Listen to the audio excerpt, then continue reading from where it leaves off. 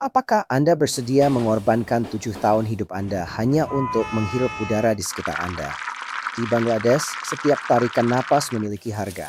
Polusi tidak hanya mengaburkan langit, tetapi juga memangkas hampir 7 tahun dari kehidupan lebih dari 166 juta orang. Ini adalah negeri dengan lebih dari 700 sungai, namun tidak satu pun yang benar-benar bersih.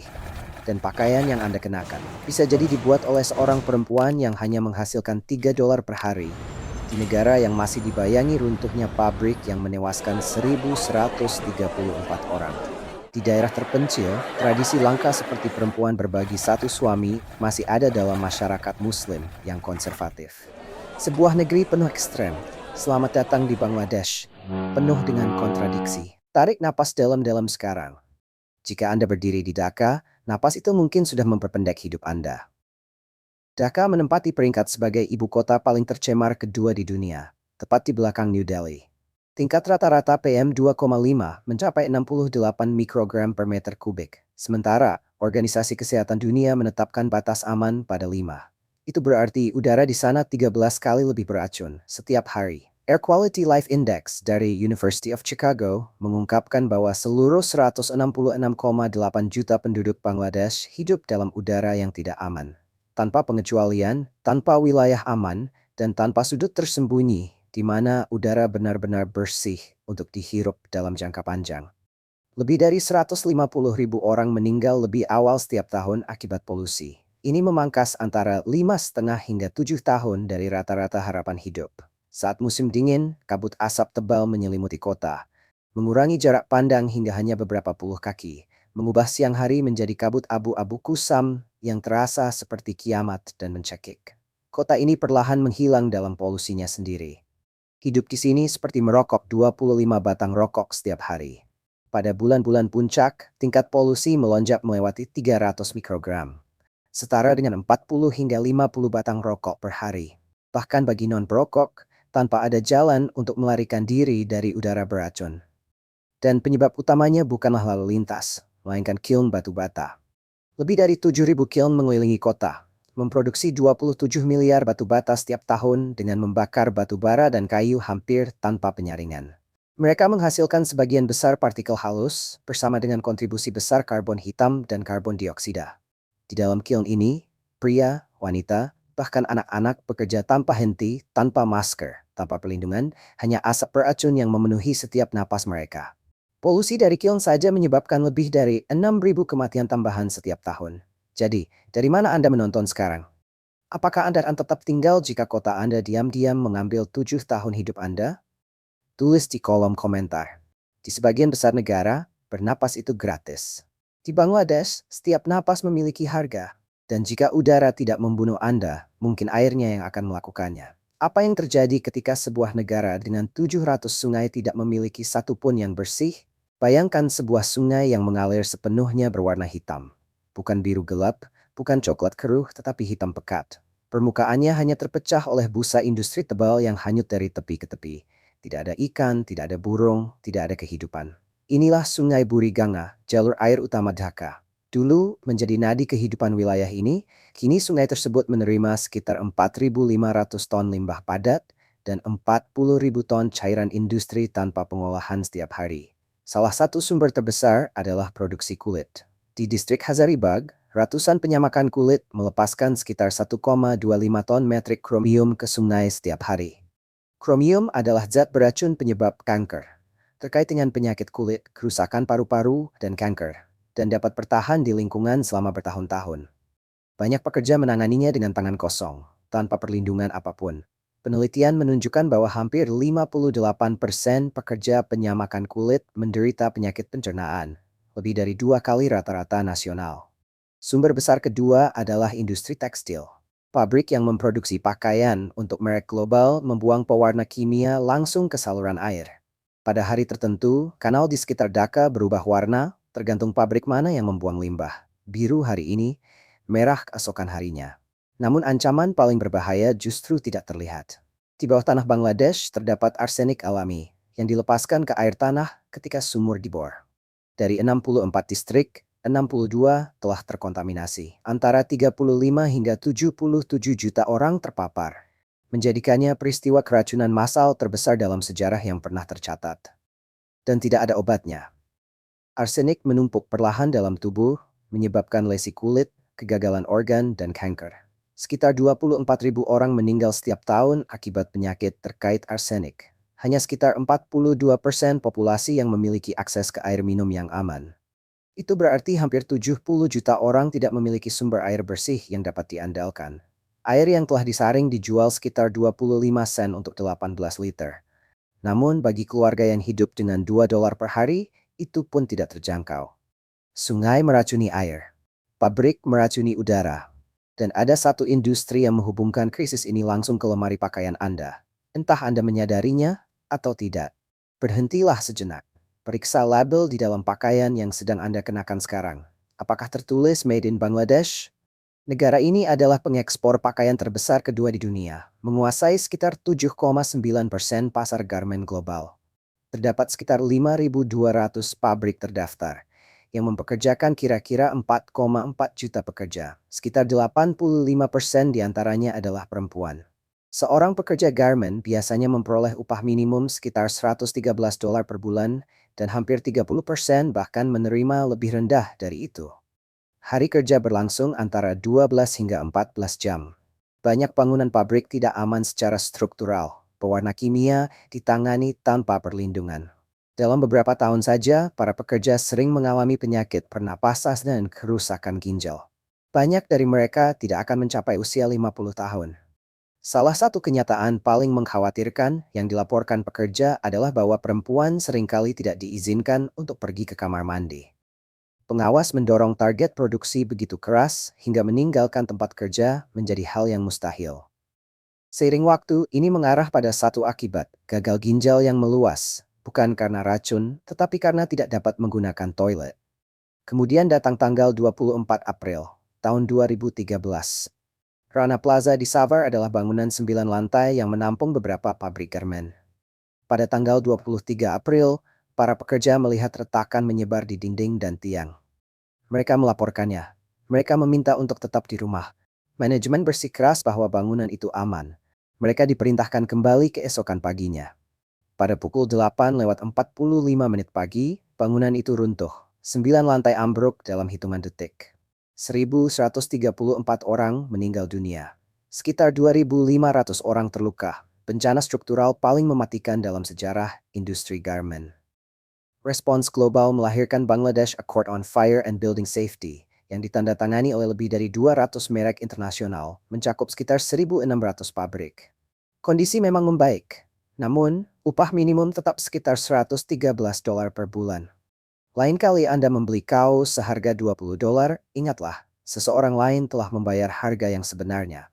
Di Bangladesh, cinta jarang datang sebelum pernikahan. Bagi kebanyakan orang, cinta diharapkan tumbuh setelahnya. Pernikahan seringkali merupakan pengaturan keluarga. Orang tua menegosiasikan pendidikan, penghasilan, dan status layaknya kesepakatan bisnis, di mana perasaan datang kemudian, bukan terlebih dahulu. Mas kawin telah dinyatakan ilegal sejak tahun 1980. Namun praktik ini masih banyak dituntut di berbagai wilayah. Bangladesh juga memiliki tingkat pernikahan anak tertinggi di Asia. Sekitar 51% anak perempuan menikah sebelum usia 18 tahun. Meskipun angka ini telah menurun dari 75% pada tahun 1997. Dan inilah paradoks yang mendefinisikan negara ini.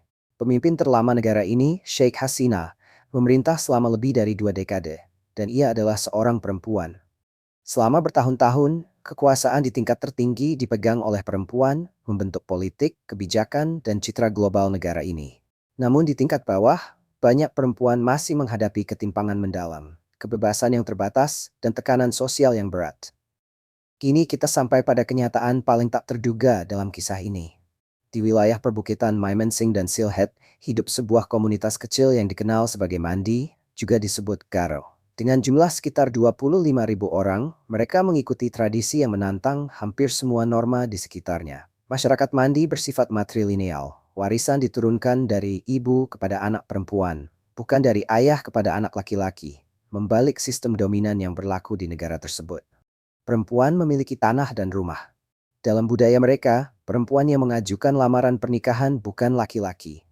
Dan dalam beberapa keluarga, seorang perempuan dapat berbagi satu suami dengan saudara perempuan atau kerabat perempuan dekat, sebuah sistem langka yang dikenal sebagai polyandry sororal yang hampir tidak ditemukan di tempat lain. Tradisi ini dulunya memiliki tujuan yang jelas. Banyak pria mandi pergi bekerja di pekerjaan berbahaya, meninggal muda, atau bermigrasi dan tidak pernah kembali. Berbagi suami memastikan tidak ada perempuan yang ditinggalkan tanpa dukungan, dan anak-anak dibesarkan dalam struktur keluarga yang stabil dan terlindungi. Saat ini, sekitar 90% masyarakat Mandi telah beralih ke Katolik, dan secara resmi praktik ini sebagian besar telah menghilang. Namun, suara lokal menunjukkan bahwa praktik ini masih diam-diam ada di beberapa rumah tangga, karena tradisi jarang menghilang dalam semalam, terutama yang berakar pada kebutuhan bertahan hidup. Bayangkan kontras itu, budaya matrilineal dan poliandri yang hidup dalam sebuah negara yang sekitar 90% penduduknya Muslim, di mana hukum warisan biasanya menguntungkan laki-laki dan memperkuat norma patriarki.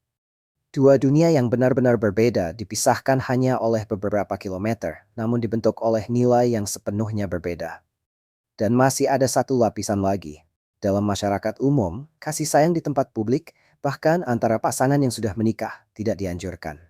Perpegangan tangan dapat dianggap tidak pantas. Tekanan sosial menegakkan perilaku ketat seperti hukum tak tertulis, mengarahkan cara orang berpakaian, berbicara, dan berinteraksi.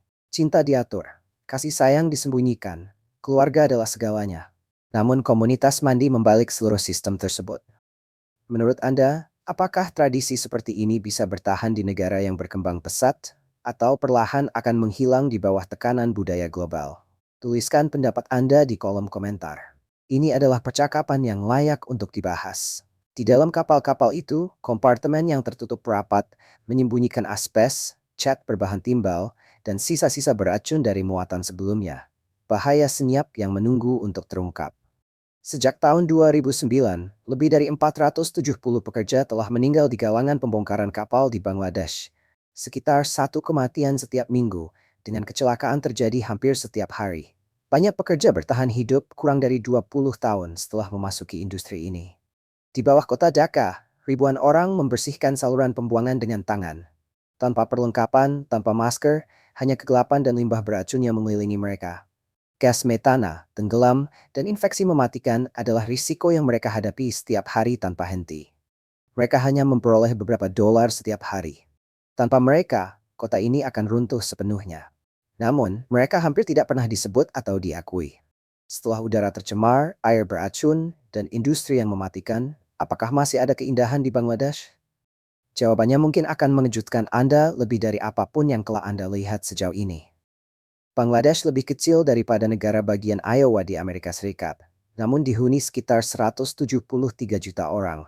Ini menciptakan kepadatan sekitar 1.335 orang per kilometer persegi, menjadikannya negara besar dengan kepadatan penduduk tertinggi di dunia. Tanah ini dibentuk oleh air. Wilayahnya berada di delta yang terbentuk dari Sungai Gangga, Brahmaputra, dan Meghna yang mengalir menuju Teluk Benggala. Lebih dari 700 sungai melintasi lanskapnya, memberinya julukan Negeri Sungai. Di bagian barat daya terdapat Sundarbans, hutan bakau terbesar di dunia, yang membentang lebih dari 10.000 km persegi. Kawasan ini menjadi rumah bagi sekitar 114 harimau Bengal, kerajaan, satu-satunya harimau yang beradaptasi dengan habitat bakau. Di sepanjang Pantai Tenggara terdapat Cox's Bazar, membentang sekitar 120 km pasir alami tak putus, pantai laut terpanjang dari jenisnya di dunia. Bukan Australia, bukan Brasil, bukan Karibia, tetapi di Bangladesh. Negara yang sama yang dikenal karena polusi juga menyimpan salah satu garis pantai paling menakjubkan di dunia. Sebuah kontras yang jarang diduga siapapun. Sebelum matahari terbit, sungai-sungai di Bangladesh sudah hidup.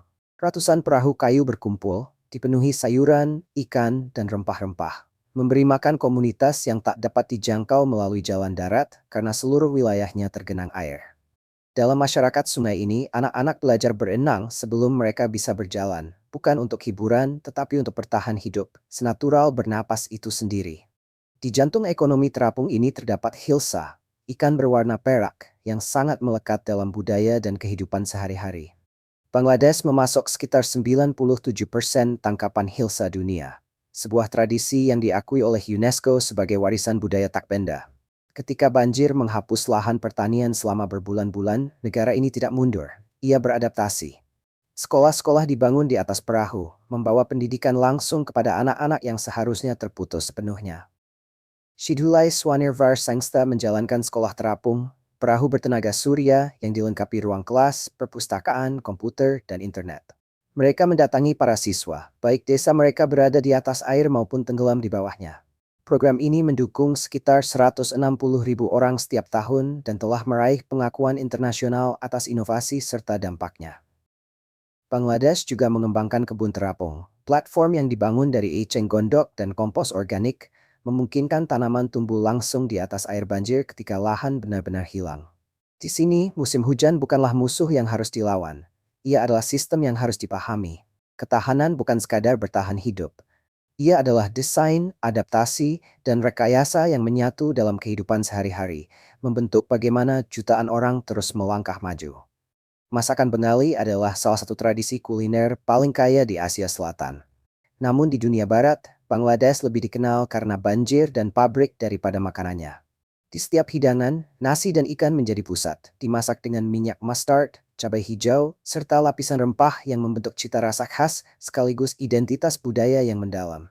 Makanan kaki lima ada di mana-mana. Hidangan seperti fuchka, kulit renyah berisi kacang Arab berbumbu dan air asam segar dikonsumsi jutaan orang setiap hari. Pita, kue beras manis hadir saat festival, sementara biryani dijual di hampir setiap sudut jalan, seringkali dengan harga kurang dari 50 sen. Negara ini juga mengonsumsi sekitar 142 juta cangkir teh setiap hari. Salah satu yang unik adalah tandoori cha. Disajikan dalam cangkir tanah liat yang dipanaskan di api, memberikan sentuhan rasa tanah yang khas sebelum cangkir itu dikembalikan ke tanah. Namun coba perhatikan lebih dekat. Di banyak kios, peralatan makan dicuci dalam ember berisi air dari kanal terdekat, yang seringkali tercemar seperti saluran pembuangan terbuka. Makanan dibiarkan terbuka di suhu panas mencapai 95 hingga 104 derajat Fahrenheit, terpapar lalat, debu, dan asap kendaraan yang terus melintas setiap jam. Di daerah pedesaan saat musim sulit, keluarga mungkin memakan belalang atau kumbang, bukan karena tradisi, tetapi karena kebutuhan. Beberapa orang percaya bahwa meminum darah kambing segar atau memakan hati mentah dapat memberikan kekuatan dan ketahanan dalam kondisi hidup yang keras. Ini bukan pilihan, ini adalah cara bertahan hidup. Jadi, apakah Anda berani mencoba makanan kaki lima di Bangladesh? Tulis di Potato, komentar. Sekitar 800.000 pria di Bangladesh memiliki pekerjaan yang bahkan lebih berat daripada menarik becak. Mereka dikenal sebagai pekerja pembersih manual. Orang-orang yang turun langsung ke saluran pembuangan kota dan membersihkannya dengan tangan. Mereka masuk ke dalam tangki septik dan jalur drainase tanpa perlindungan apapun. Tanpa masker, tanpa sarung tangan, tanpa pengaman. Mereka bergerak di antara limbah manusia dalam kegelapan total, di mana gas metana bisa membunuh tanpa peringatan. Setiap tahun lebih dari 100 orang kehilangan nyawa dalam kondisi seperti ini. Penghasilan mereka sekitar $4 per hari. Dan inilah yang jarang dibicarakan. Bangladesh sekitar 91% Muslim, namun hampir 98% pekerja sanitasi berasal dari kelompok minoritas Hindu Dalit, yang secara historis pernah dilabeli tak tersentuh. Dalam sistem kasta yang secara resmi telah dihapus, tetapi belum benar-benar hilang. Sebuah negara yang sangat religius masih bergantung pada realitas berbasis kasta. Anak laki-laki dari para pekerja ini sering mewarisi pekerjaan yang sama dari ayah mereka. Mereka lahir dalam sistem ini bahkan sebelum memiliki nama. Mereka membersihkan kota dengan tangan kosong.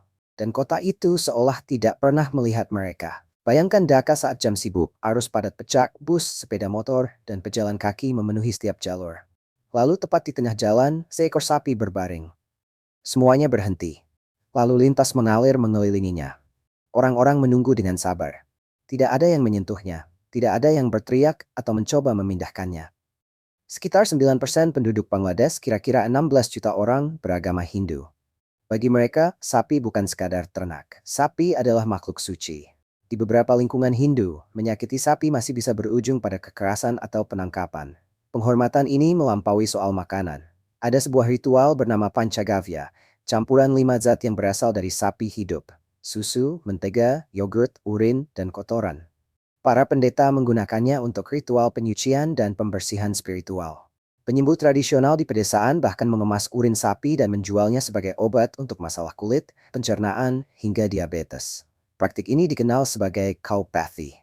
Pada tahun 2002, pemerintah India memberikan paten terkait terapi urin sapi, sementara World Health Organization mengeluarkan peringatan terhadap klaim medis semacam itu. Dan masih ada kotoran sapi. Sekitar 60% rumah tangga pedesaan di Bangladesh masih mengeringkan kotoran ternak menjadi bahan bakar untuk memasak. Gratis, terbarukan, namun diam-diam berbahaya dalam jangka panjang. Asapnya mengandung partikel halus dalam kadar sangat tinggi. Perempuan yang memasak dengan bahan bakar ini selama berjam-jam menghirup paparan setara dengan 40 batang rokok setiap hari, hanya untuk menyiapkan makanan bagi keluarga mereka. World Health Organization mencatat hal ini sebagai salah satu penyebab utama penyakit paru kronis di Asia Selatan, yang memengaruhi jutaan perempuan selama puluhan tahun.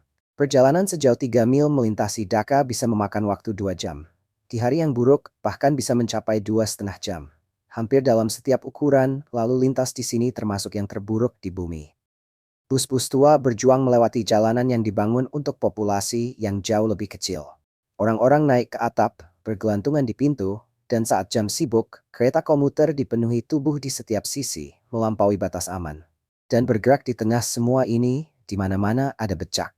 Dhaka adalah ibu kota becak dunia. Antara 400.000 hingga 600.000 kendaraan bertenaga manusia ini beroperasi setiap hari. Sekitar 2,2 juta pria mengayuhnya di bawah panas mencapai 104 derajat Fahrenheit, menghirup asap knalpot, dan menghasilkan penghasilan di lapisan paling bawah ekonomi kota hanya untuk bertahan hidup setiap hari. Namun, lihat lebih dekat. Becak-becak ini bukan sekadar alat transportasi, mereka adalah karya seni. Hampir 80% dilukis dengan tangan, bukan dicetak. Setiap permukaan menjadi kanvas penuh gambar hidup. Harimau bengal kerajaan, adegan film, desa, pegunungan. Warna-warna begitu cerah hingga tampak bersinar di tengah kabut abu-abu dan polusi. 500.000 lukisan bergerak yang menenun di tengah kekacauan. Pada Desember 2023, UNESCO mengakui seni becak Dhaka sebagai warisan budaya tak benda, menempatkannya di antara tradisi budaya paling berharga di dunia. Dan kemudian ada kereta, begitu padat hingga penumpang naik di atap, bergantung di pintu, dan mencengkeram bingkai jendela. Setiap tahun, sekitar 200 orang jatuh dan meninggal. Fenomena ini bahkan memiliki nama, hanging right. Lalu lintas paling kacau di bumi, mengalir melalui galeri seni yang bergerak.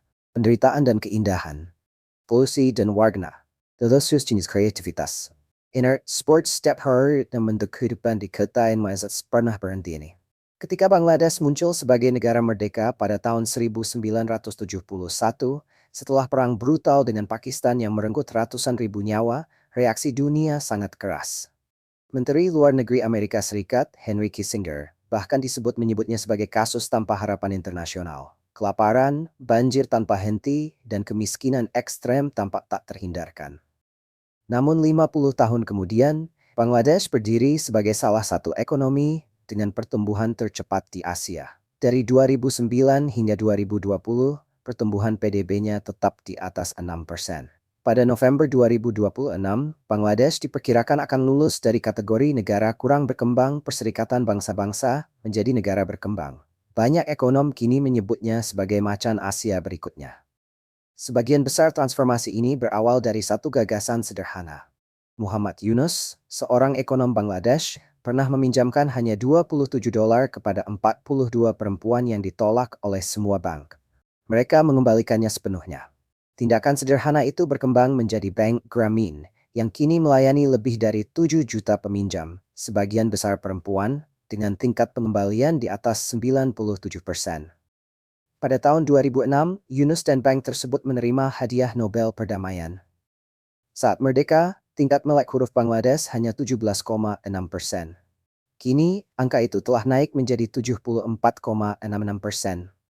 Pernikahan anak juga menurun, dari 75% pada tahun 1997 menjadi 51% pada tahun 2022. Sekolah terapung kini menjangkau 160.000 orang yang sebelumnya akan kehilangan akses pendidikan saat banjir. Bangladesh tidak membutuhkan simpati. Dulu dianggap tanpa harapan, kini menjadi salah satu kisah transformasi paling kuat di Asia. Bukan karena perjuangannya hilang, tetapi karena rakyatnya menolak untuk didefinisikan oleh hal tersebut. Ini bukan sekadar fakta terpisah. Ini adalah satu realitas yang dilihat dari berbagai sudut. Sebuah negara dengan kontradiksi yang begitu kuat hingga hampir sulit dipercaya. Setiap statistik dalam video ini telah diverifikasi dari Organisasi Kesehatan Dunia, Universitas Chicago, Bank Dunia, Human Rights Watch, UNICEF, dan Komite Nobel.